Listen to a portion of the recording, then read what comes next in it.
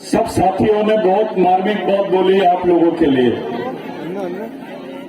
एक बात तो मेरे समझ में नहीं आई कि 5 लोग अंदर हुए, 6 पुतले बैठ गए हैं। अगर 1000 लोग अंदर होंगे तो पूरा मध्य प्रदेश में पुतले ही पुतले दिखेंगे। और एक बात और समझ में आई, इधर नकली मामा है, इधर असली मामा दिख रहा है, कंटे मामा दिख रहे हैं। ये जो 6 पुतले हैं, ये क्यों बिठाए गए हैं? इनका आपसे क्या रिश्ता है? इस आदिवासी समाज से इनका क्या रिश्ता है, इसके बारे में जानना जरूरी है। पहली बात तो यह है कि पूरे मध्य प्रदेश में यह पहला मौका है जब 6 गाथाएं बिठाई गई है, हमारे 6 शहीदों की गाथाएं बिठाई गई है। इस पर पहले नंबर पर शंकर शाह रघुनाथ शाह, जिन्होंने ब्राह्मणों को कानून मानने से इनकार कर दिया था। पहले ऐसा था कि राजा आदिवासी और कानून ब्राह्मणों का, मनुवादी। रघुनाथ शाह शंकर शाह ने बोला कि राज हमारा है तो विचार भी हमारे होना चाहिए, कानून भी हमारा होना चाहिए। इसका रास्ता यह निकाला गया कि यहां के ब्राह्मणवादियों ने अंग्रेजों के साथ मिलकर शंकर शाह रघुनाथ शाह के हुकूमत को खत्म करने का षड्यंत्र रचा और उनको फांसी की सजा दी गई। लेकिन साथियों, फांसी में नहीं, उनको फांसी की सजा दी गई, लेकिन फांसी से नहीं लटकाया गया, ताकि यहां का आदिवासी डर जाए। यहां की आदिवासी जनता में एक डर निर्माण करने के लिए इन्होंने इनको तोप से उड़ाया है। इस देश आदिवासियों की फांसी की सजा होती है और तोप से उड़ाया जाता है। ये तो एक ब्राह्मण शहीद बताइए भाई, एक उच्च वर्णीय शहीद बताइए, एक ओबीसी शहीद बताइए, जिनके साथ ऐसा नहीं हुआ होगा इस देश में। लेकिन आदिवासियों के साथ में जो हुआ है, उससे हमको सबक लेने की जरूरत है। हमको सजा फांसी की होती है और ये लोग तोप से उड़ाते हैं। आपने फांसी की सजा दी और तोप से उड़ा दिए, उनके छिकड़े छिकड़े हो गए थे। उनकी कब्र भी नहीं बनाई गई, आखिर में उनके छिकड़े को एक जगह जमा करके मिट्टी में डाल दिया गया। ये शंकर शाह रघुनाथ शाह है, जिसने पहली बार बोला था कि अगर प्रदेश आदिवासियों का है तो विचारधारा भी यहां पर आदिवासियों की होनी चाहिए।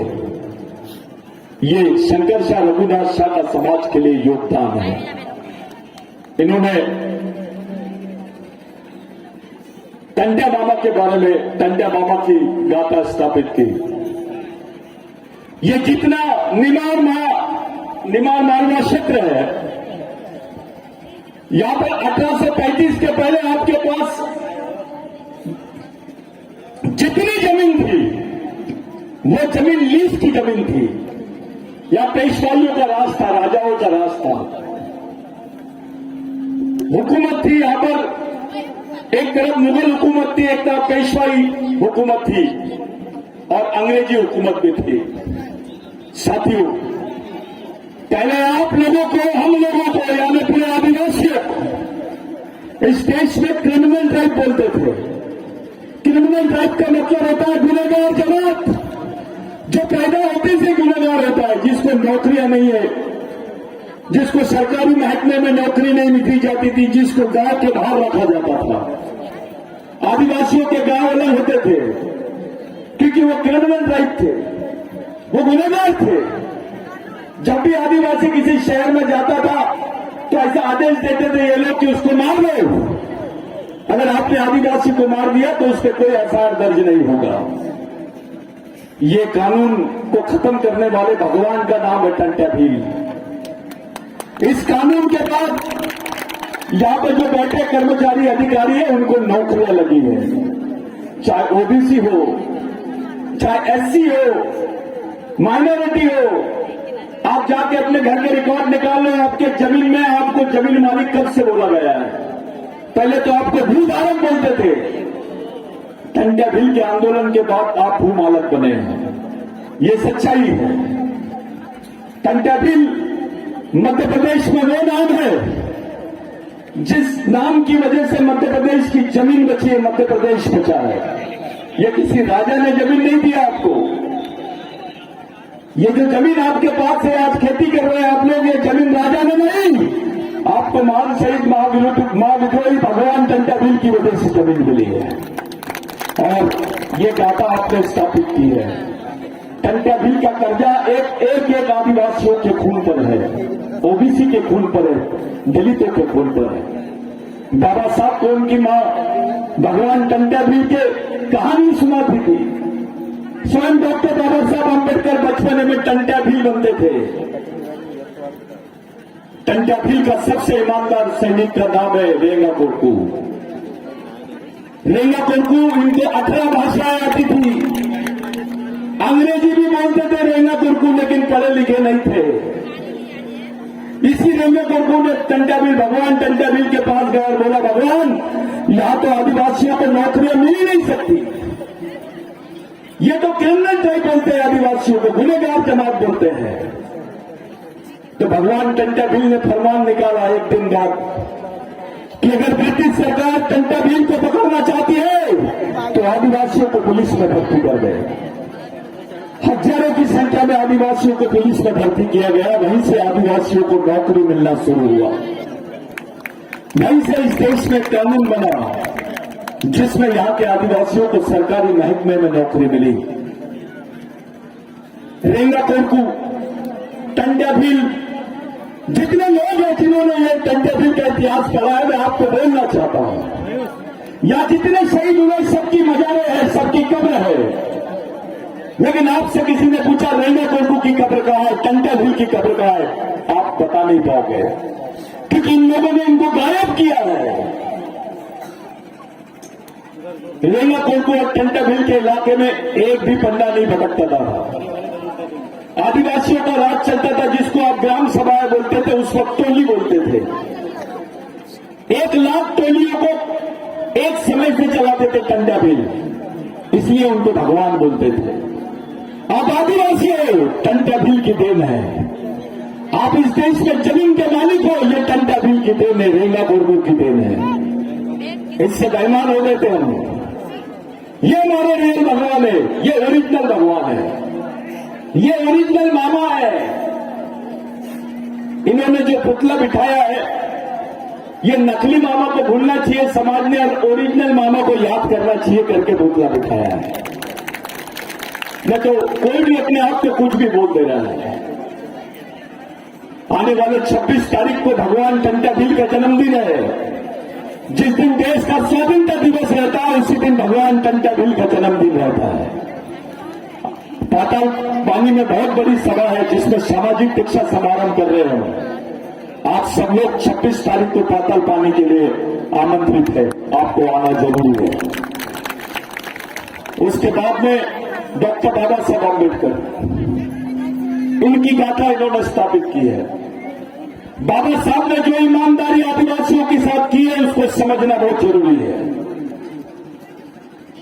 2 लाख से ज्यादा आदिवासी लोग मारे गए थे बिरसा मुंडा के संघर्ष में।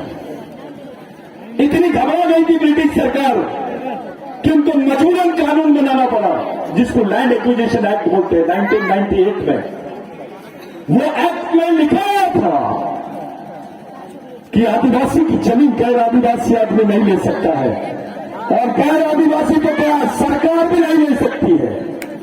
ये कानून बना है। इस कानून ने आपको इस देश का मालिक बनाया है। टंट्या भील अपने सैनिकों को मालिक बोला करते थे। ये वही बिरसा मुंडा है जिसने 14 साल की उम्र में भगवान टंट्या भील का आर्टिकल पढ़ा था, 16 साल की उम्र में, जिनको रॉबिन हुड बोलते थे, जिनको रॉबिन हुड की पदवी दी अंग्रेजों ने, दुश्मनों ने उनको रॉबिन हुड बोला, और यहां के जो तथाकथित मनुवादी लोग थे उन्होंने टंट्या भील को डकैत बोला, भगवान रेंगा कोरकू को डकैत बोला। डॉक्टर बाबा साहब अम्बेडकर को ये लोग अम्बेडकर बोलते हैं, डॉक्टर नहीं लगाते।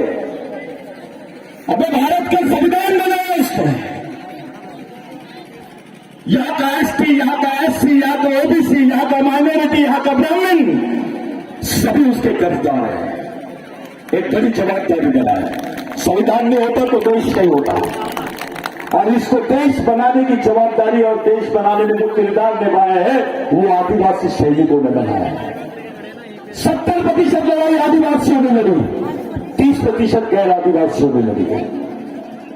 कुछ जंगली क्षेत्र थे जहां ओबीसी भी साथ में था, एससी भी साथ में था आदिवासियों के साथ। लेकिन स्वतंत्र सेनानी के सर्टिफिकेट किसको दिए इन्होंने, जिन्होंने उंगली भी नहीं कटा है। आदिवासी की तो पूरी कौम की कौम स्वतंत्र सेनानी है। ये चरित्र समझना बहुत जरूरी है साथियों। बिरसा मुंडा का आंदोलन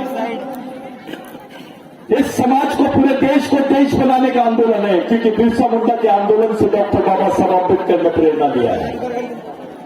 बिरसा मुंडा के आंदोलन से महात्मा गांधी ने प्रेरणा लिया है और भारत छोड़ो आंदोलन चला है। इसी आंदोलन की देन है बिरसा मुंडा की कि महात्मा गांधी जी जो एडवोकेट थे, कोट टाई पहनते थे, वो टाई कोट उतार के लंगोटी पहन के पूरे देश में घूमे। बराबर बोले उन्होंने कि अगर महात्मा गांधी इस देश के राष्ट्रपिता है तो बिरसा मुंडा तो आजा होना चाहिए, और टंटा भेल तो सबका बाप होना चाहिए। लेकिन कोई नहीं बोलेगा, क्योंकि वो आदिवासी है। जिन्होंने जेल से भागे, बार बार माफीनामा लिख के दिए, उन लोगों को ये लोगों ने वीर, टाटा वीर, ये वीर, वो वीर, सब वीर बना दिए उनको। और हमको किसी की जरूरत में नहीं है। ये तो बाबा साहब को गलती की है भारत रत्न देकर, क्योंकि डॉक्टर अंबेडकर को भारत रत्न दिया, उसके बाद तेंदुलकर को दे दिए। क्या मतलब हुआ? और अब तो भारत रत्न बांट रहे हैं गोली बिस्किट जैसे। तो भैया हमारे जो बाकी महापुरुष है उनको कुछ रत्न खपने की जरूरत नहीं है, क्योंकि मालिक है वो। उनको अपनी जमीन पे कौन पुरस्कृत कर सकता है? ये तो मूल मालिक है इस देश के। बिरसा मुंडा का आंदोलन ये समाज का आंदोलन था साथियों।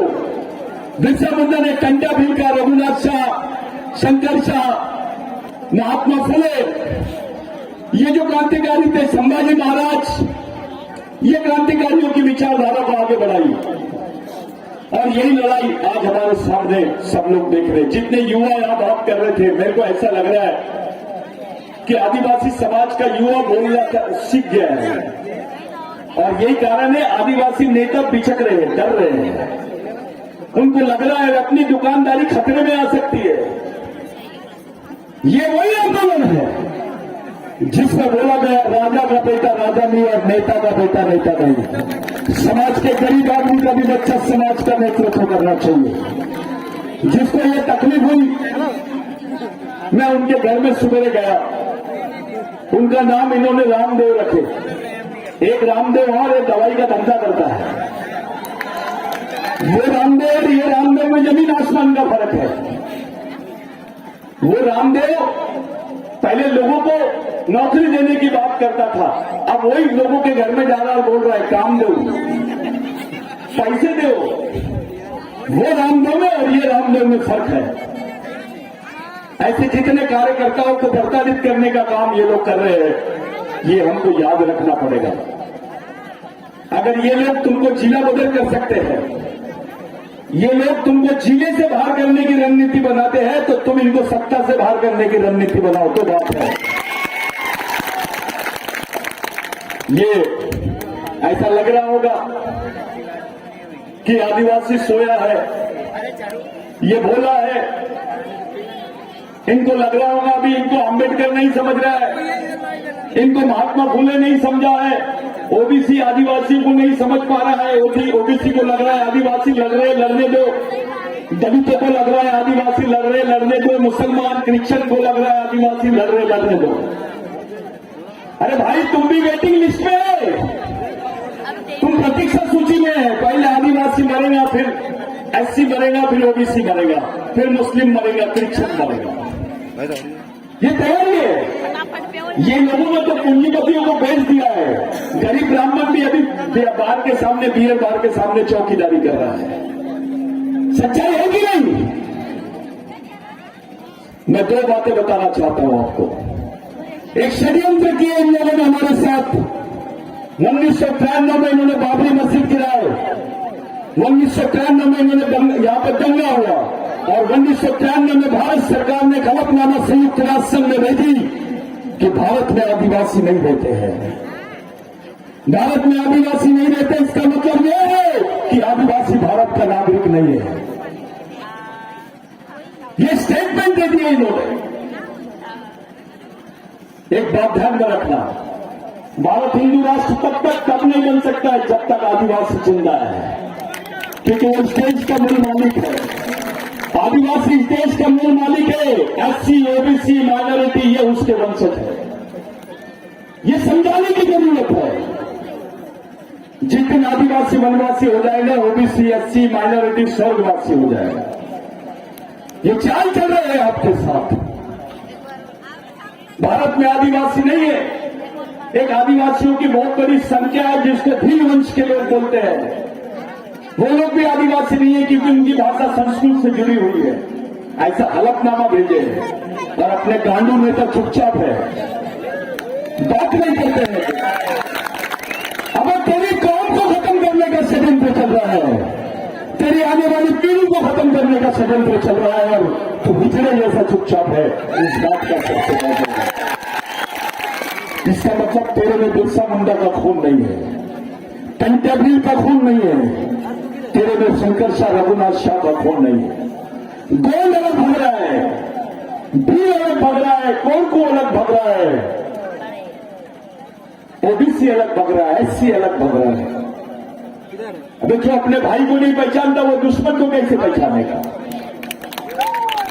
और जो अपने भाई को नहीं पहचानता वो दुश्मन को पहचान नहीं सकता। ऐसे लोगों को भगवान टंट्याभील ने गांडू बोला है। ये जातिवाद, ये व्यक्तिवाद, ये पार्टीवाद छोड़, समाज को एक जगह कैसे लाओगे इस बारे में सोचो। ये समाज देश का एक जगह कैसे आएगा? ओबीसी कैसे आएगा एक जगह? एससी कैसे आएगा? ये गरीब ब्राह्मण भग रहा है आज, वो भी तुम्हारी लड़ाई का हिस्सा बन सकता है अगर उसको समझ में आ गया तो। मेरे भाइयों, ये हमारे साथ ही हो रहा है।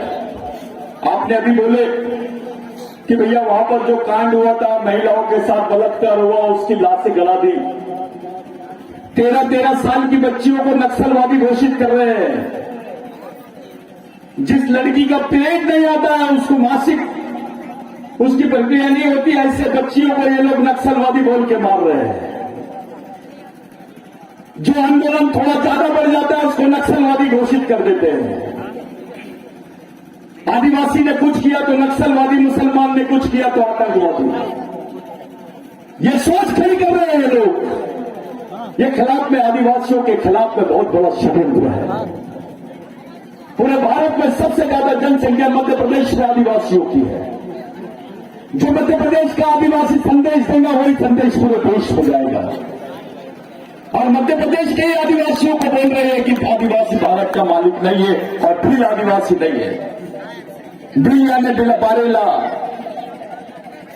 भील, बारेला, बिलाला, ये जितनी अपनी वंशज है, ये पूरे लोग, कोरकू,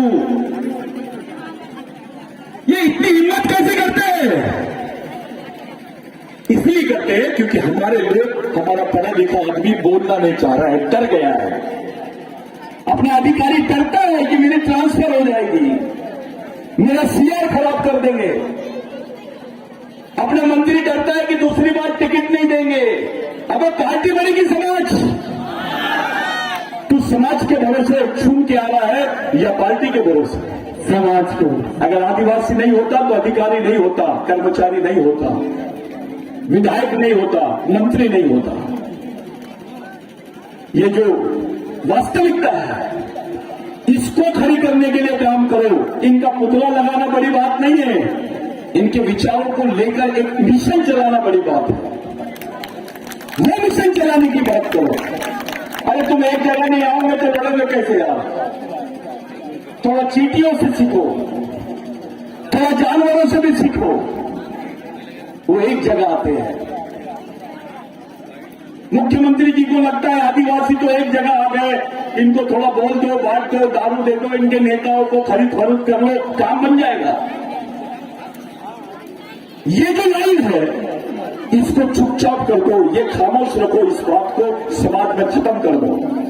इनको बता दो कि जो आदिवासियों का निर्णय होगा वो सामाजिक निर्णय होगा, कोई राजनीतिक निर्णय नहीं होगा। आदिवासी समाज तय करेगा मध्य प्रदेश में किसकी सरकार चलेगी। ये समझाने का समय आ गया है। और ये एक संदेश मैं देके जा रहा हूं आपको कि ये जो समाज है नेताओं के विचारों पे नहीं चलेगा, ये नेताओं के विचारों से भी नहीं बचेगा। अगर इसको बचाना है तो ये शहीदों के विचारों को ही लेके चलना पड़ेगा आपको, दूसरा रास्ता नहीं है आपके पास में, कोई रास्ता नहीं है। अगर आप अपनी आने वाली पीढ़ी को बचाना चाहते हो तो ये जो रामदेव बाबा है, हमारा रामदेव है, उसकी टीम है, ऐसे सभी लड़के जो अंदर है जेल में, 5 लोग गए तो 6 पुतले बिठे, 5 लोग गए तो 5,50,000 आदिवासी सरकार के खिलाफ में हो गए, 25 जाएंगे तो 25,000 यानी 2.5 लाख आदिवासी सरकार के खिलाफ में हो गए। ये माहौल बनना चाहिए। जेल से क्या करना, जेल में तो रेस्ट लेने दो उनको, प्लानिंग करो। जेल तो बहुत अच्छी चीज है, जो जेल नहीं गया उसको आंदोलन कैसे सकेगा, यही तो ट्रेनिंग है।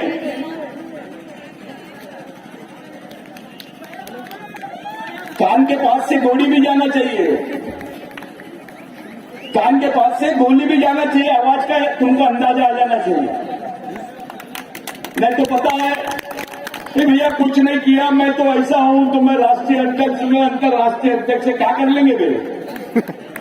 दिमाग में होना चाहिए, ये सोच दिमाग में होना चाहिए, बच्चे की सोच, बच्चे के दिमाग में ये सोच आनी चाहिए। हमारे आने वाली पीढ़ी आदिवासियों की रहनी चाहिए।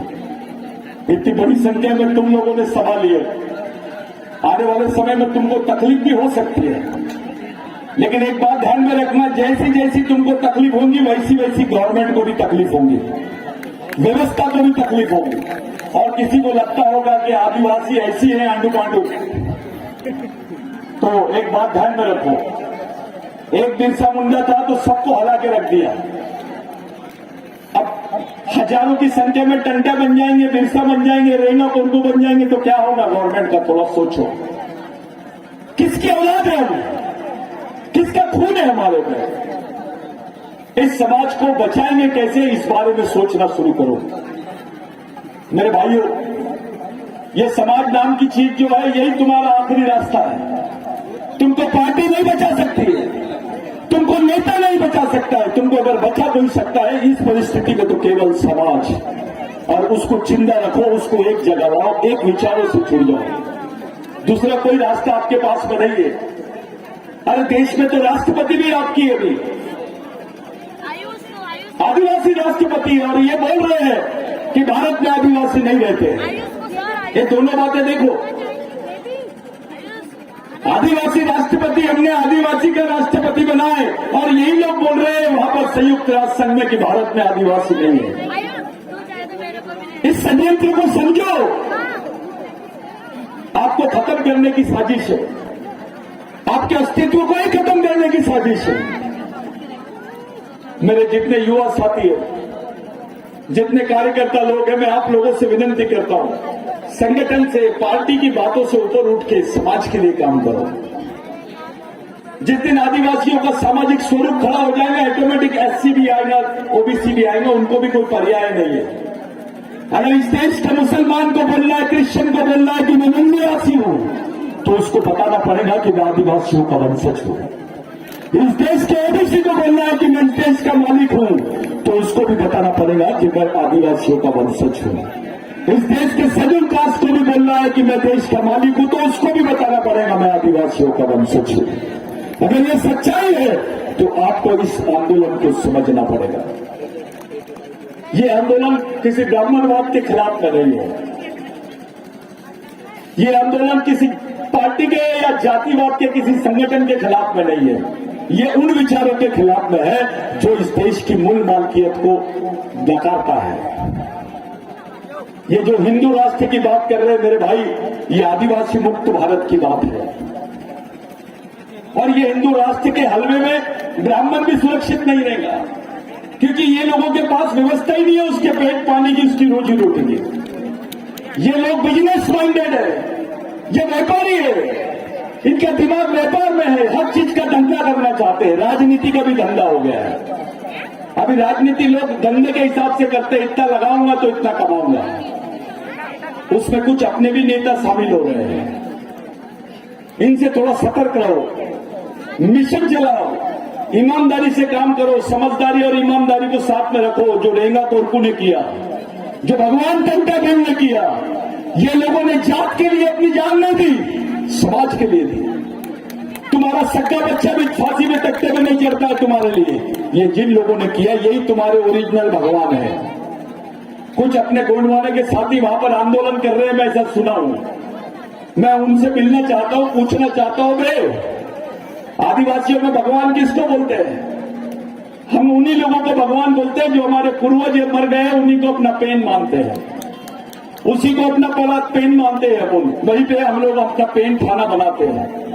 अगर इस जगह पर, इस पवित्र जगह पर अगर महापुरुषों का गाथा बिठाई गई है, तो इसमें तुमको नाखुश होने की, नाराज होने की बात नहीं, तुमने खुश होना चाहिए। तुमको अभिमान होना चाहिए कि यहां पर इतने सारे महापुरुषों का पुतला बैठा है। मैं एक बात बोलना चाहता हूं, इस क्षेत्र को, उस जगह को क्रांति स्थल नाम दो, मूलवासी क्रांति स्थल उसका नाम रखो, क्योंकि एक आदमी का पुतला नहीं है, आपने बहुत बड़े बड़े लोगों का पुतला बिठा दिया जो भगवान से बड़े हैं। एक बात पूरे आदिवासियों ने अपने दिमाग में रखना चाहिए कि जब से भगवान पैदा नहीं हुआ था इस देश में, तब से आदिवासी रहते हैं। ये भगवान से भी पहले के रहने वाले लोग हैं। ये हमको नहीं बता सकते कि तुम वनवासी है, तुम फलाना वासी है। ये आदिवासियों को नहीं समझाने का। वो मालिक था, है और रहेगा। अरे आप धर्म बदल सकते हो भाई, खून का बदल सकते हो, उसकी संस्कृति बदल सकते हो, उसका डीएनए बदल सकते हो, नहीं बदल सकता है।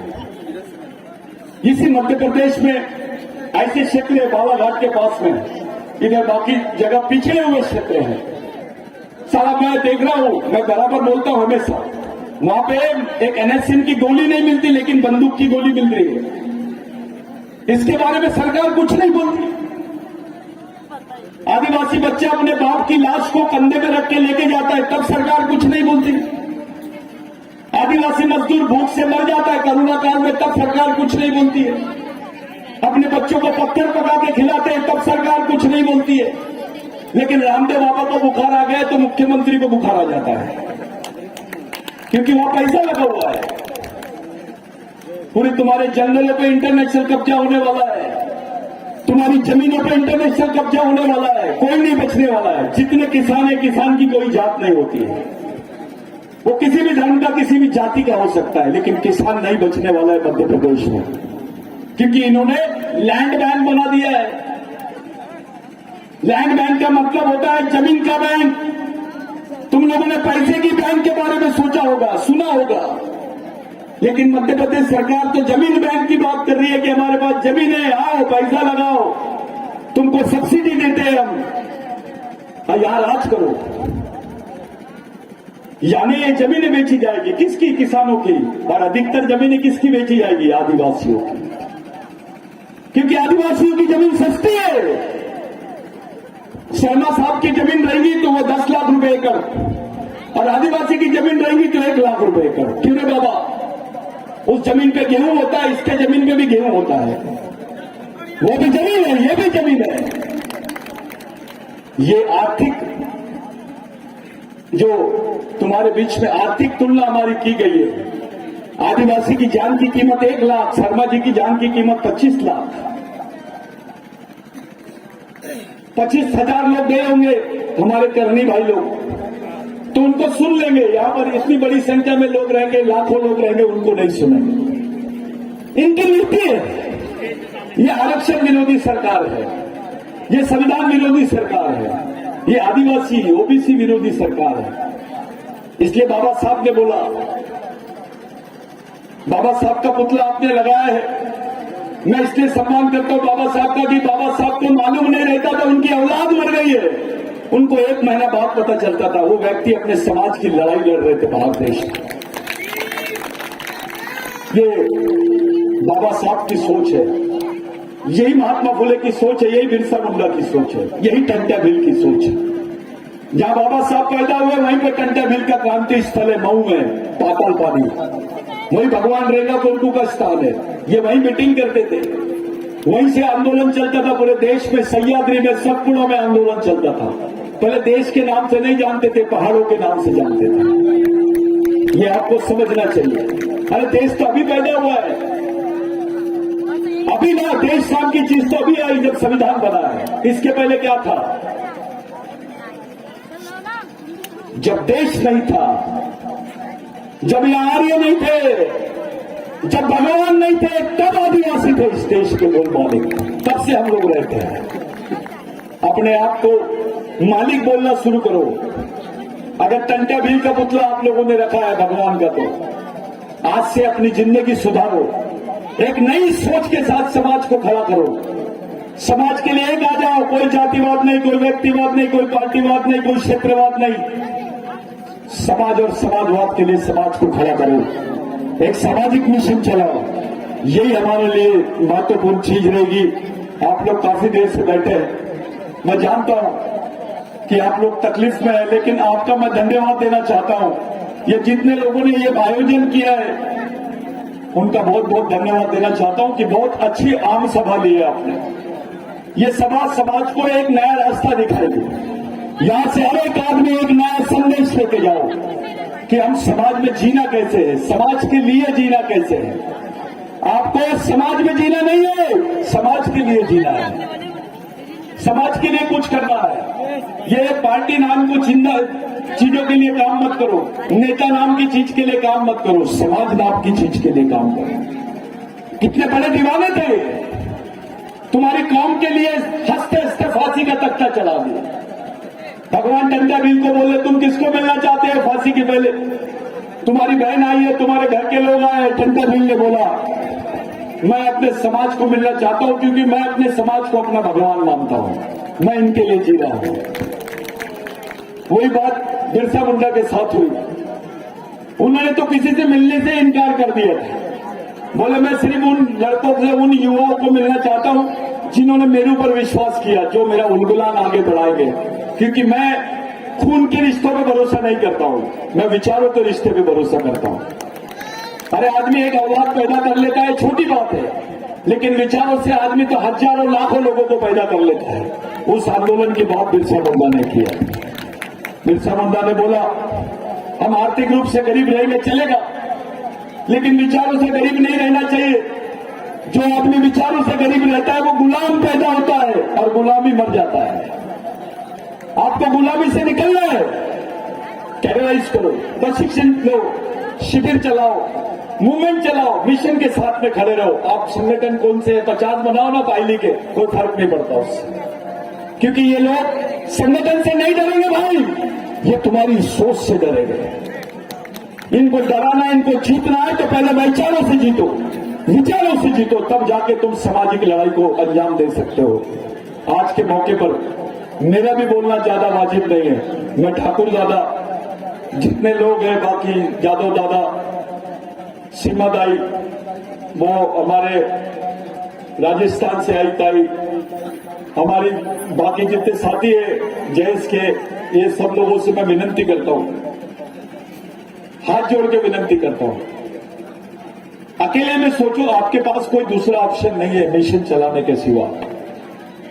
कुछ भी करो, चलाना पड़ेगा तुमको, तुम्हारे पास आखिरी रास्ता है और वो मिशन इन्हीं के विचारों से चलाना पड़ेगा। दूसरा कोई विचार नहीं है तुम्हारे पास। किसी राजा ने तुमको कुछ नहीं दिया, जो कुछ दिया है इन लोगों ने दिया है, यही वास्तविक भगवान है। इनके साथ में रहो, इनके विचारों से चलो। बहुत बड़ा काम किया आपने, ये पुतले यहां पर बिठा दिए। जिन लड़कों ने और जिन उनके साथियों ने मेहनत की, जोरदार तालियां होना चाहिए, वो देता है अपने, उन लोगों ने काम किया, ये बड़ा काम है, मैं सैल्यूट करता हूं तुमको। और जितने भी कार्यकर्ता है, युवा है, लग जाओ काम से, किसी से पूछने की जरूरत नहीं। समाज के लिए काम करने के लिए तुमको किसी की जरूरत नहीं है परमिशन की।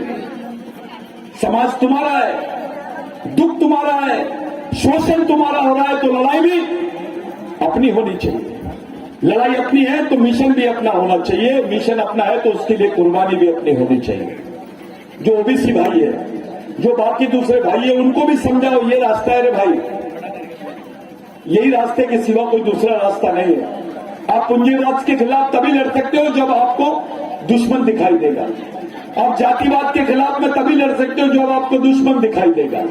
आप यहां पर जो साम्राज्यवाद है उसके खिलाफ में तभी लड़ सकते हो जब आपको दुश्मन दिखाई देगा। जब आपको दुश्मन दिखेगा ही नहीं, कैसे लड़ोगे? और उससे बड़ी दुख की बात है, तुमको तो अपना भाई भी दिखाई नहीं देता है। ये बहुत गंभीर बात है। आज के दिन कुछ ले जाने लायक है आपके पास तो इनकी प्रेरणा है, इनकी याद है।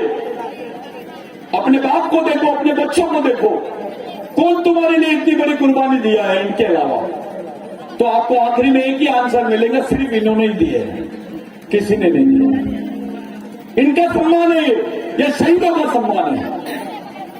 इसका किसी नेतागिरी और बाकी सब चीजों से कोई लेना देना नहीं है।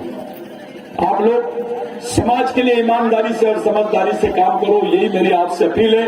आने वाले 26 तारीख को भगवान टंटा भील के जन्मदिन के दिन 26 जनवरी को हम लोग पाताल पानी में बहुत बड़ा सामाजिक सांस्कृतिक दीक्षा कार्यक्रम ले रहे हैं। उस कार्यक्रम में आप लोग, आपको किसी की जरूरत नहीं है, कोई पॉम्पलेट के नहीं, लग जाइए काम से। आपको पाताल पानी जाना है, कम से कम 2, 4, 5 लाख आदिवासी वहां दिखाई देना चाहिए। देश में नहीं, विश्व में मैसेज जाना चाहिए कि टंटा भील कौन है।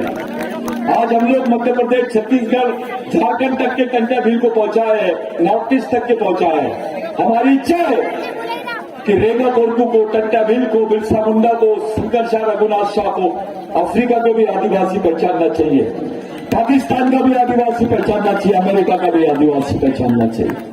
क्योंकि अभी तुमको अंतर्राष्ट्रीय साउंड की जरूरत है। अब अंतर्राष्ट्रीय संविधान बन रहा है और इन लोगों ने तुम्हारे खिलाफ में चाल चल दी है कि भारत में आदिवासी नहीं है, तो वो अंतर्राष्ट्रीय संविधान में तुम्हारा उल्लेख रहेगा कि नहीं? अगर नहीं रहेगा तो तुम्हारी हालत क्या हो जाएगी, थोड़ा सोचो। मेरे भाइयों, हाथ जोड़ के विनती है, इस मुद्दे पर बात करो, इसी मुद्दे को समझो, इस षड्यंत्र को समझो, अपनी पीढ़ी को समझाओ, अपना दोस्त कौन है, दुश्मन कौन है, वो समझो और काम करो। यही आखिरी रास्ता है अपने पास में, और यही आदरांजलि है इन महापुरुषों को। मैं बिरसा ब्रिगेड का एक कार्यकर्ता हूं। बिरसा ब्रिगेड मेरी नहीं है। ये जो विचारधारा पूरे देश में हम लोग फैला रही है, मेरी नहीं है, ये इन्हीं की है। इन्हीं महान आत्माओं की विचारधारा है। कोई जातिवाद करने का नहीं, ये भील है, बिलाला है, बारेला है, ये फालतू बातें निकालो, ये गांडूगिरी की सोच छोड़ो, मत बनो। आदिवासी यानी आदिवासी, तुम्हारी संस्कृति एक, तुम्हारा समाज एक, तुम्हारा खून एक, तुम्हारा डीएनए एक, तो तुम्हारी लड़ाई भी एक होनी चाहिए और मिशन भी एक होना चाहिए। यही रास्ता बताया भगवान टंटा भील ने, भगवान रेगा कुरकू ने, भगवान बिरसा मुंडा ने, भगवान डॉक्टर बाबा साहब अम्बेडकर ने। बाबा साहब का झुकाव आदिवासियों की तरफ था। बुद्ध धर्म लेने के पहले बाबा साहब आदि धर्म ले रहे थे। उनको समझ में आ गया था कि आदिवासी इस देश के मूल मालिक है, इसलिए 5वीं 6वीं अनुसूची रखे। जो कायदा कानून जो बनाया गया था बिरसा मुंडा के समय पे, उस कानून को वैसे के वैसे भारत के संविधान में डॉक्टर बाबा साहब अम्बेडकर ने रखा। क्योंकि बाबा साहब को ये मालूम था कि मेरे को संविधान बनाने का मौका किसके आंदोलन की वजह से मिला है, बिरसा मुंडा के आंदोलन की वजह से मिला। साथियों, बहुत बड़ा आयोजन आप लोगों ने किया है। बहुत अच्छे लोग बैठे हैं यहाँ, बहुत बुद्धिजीवी लोग बैठे हैं, ओबीसी समाज के, एससी के, एसटी के, अन्य हमारे ब्राह्मण भाई भी है। मैं आप लोगों से विनती करता हूं, सही रास्ता चुनो।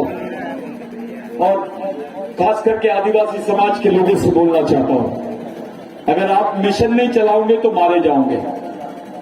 संगठन से डरती नहीं है गवर्नमेंट, और जो तुम्हारा दुश्मन है, तुम्हारे 2000 संगठन भी एक जगह बैठ जाएंगे तो डरेंगे नहीं।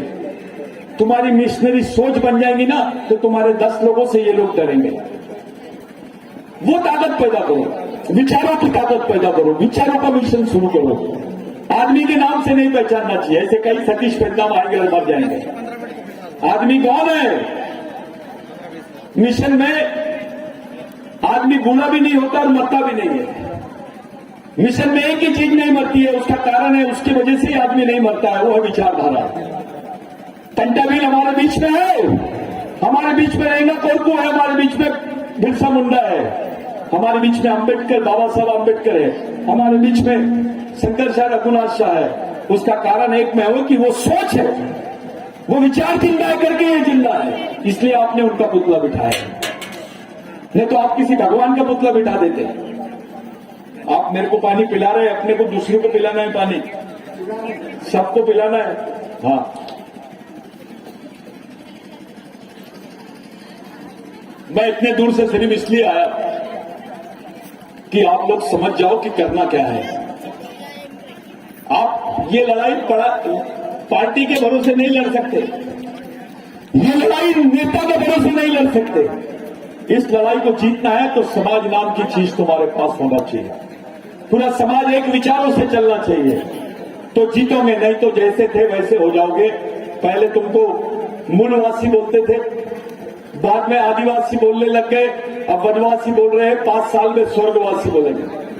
तो ये तुम्हारे खिलाफ में आंदोलन चालू हो गया है, खुलेआम आदिवासियों को वनवासी बोल रहे हैं। अबे उसको आदिवासी बोलने से डर रहे क्यों है? क्योंकि ये जानते ये मालिक है, तुम्हारी पहचान खत्म करना चाहते हैं। आदिवासी ने किसी धर्म से कभी द्वेष नहीं किया, किसी का विरोध नहीं किया, किसी भी धर्म का, किसी भी संप्रदाय का आदमी रहे, आदिवासी सबको गले लगाता है। आदिवासी के स्वभाव में नहीं है, लेकिन इन लोग कूटनीति के द्वारा आदिवासियों को खत्म करने का षड्यंत्र कर रहे हैं। इसको समझो, इस षड्यंत्र को समझो और अपने शहीदों के विचारों को लेकर चलो, यही आखिरी रास्ता है अपने पास।